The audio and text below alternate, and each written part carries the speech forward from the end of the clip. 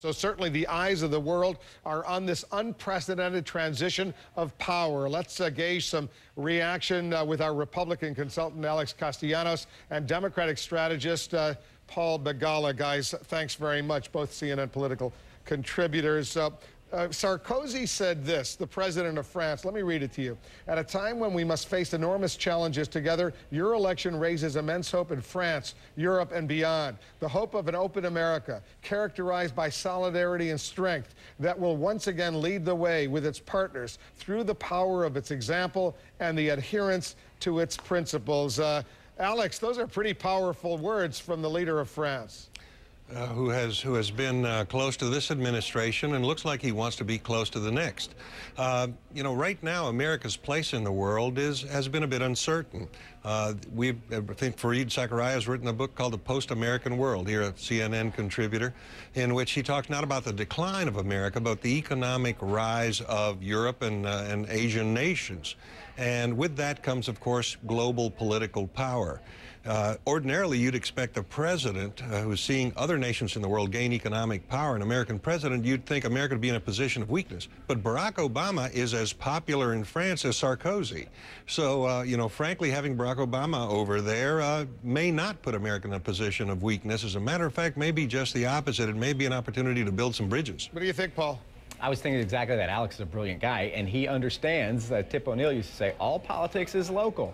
And I was thinking that too. Sarkozy is looking at his countrymen and women who probably like Barack Obama as much or more than they like Sarkozy. Ronald Reagan understood this, and Bill Clinton understood it. I think it's one of the reasons they were successful and effective overseas is that they were able to build trust, confidence, admiration, even affection and love overseas, which helped leverage American power. It's something I think General Powell would say is a force multiplier, right? American prestige is a force multiplier, Secretary Powell has said.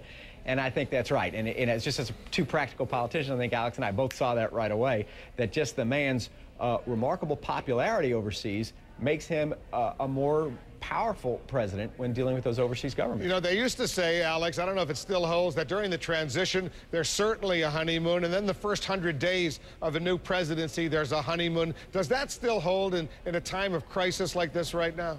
I think so. I think you're going to see a honeymoon.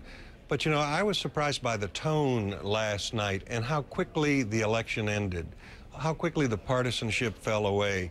The challenges that this president faces and the success I think that all Americans wish him, you know, dawned on us, I think, real seriously last night. So I think this is a little more than a honeymoon. He's going to get, I think the mistake the Obama administration could make is to underestimate the patience of the American people.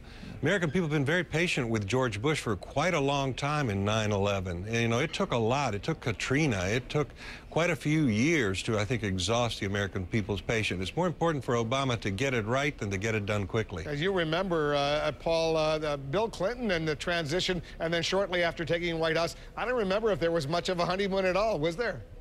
No, and it's in part because I think the partisan knives were a little sharper, I think, probably back then. And during this transition, I remember Bob Dole, then the leader of the Senate Republicans, said, well, if Clinton's going to have a honeymoon, I'm going to be the chaperone.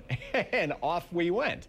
You know, and I think that this is a different time. I think Alex is right. I think the Republicans are, first off, Republicans got drubbed in a way that they did not get drubbed in the House and Senate races in 1992. But second, they understand the stakes here.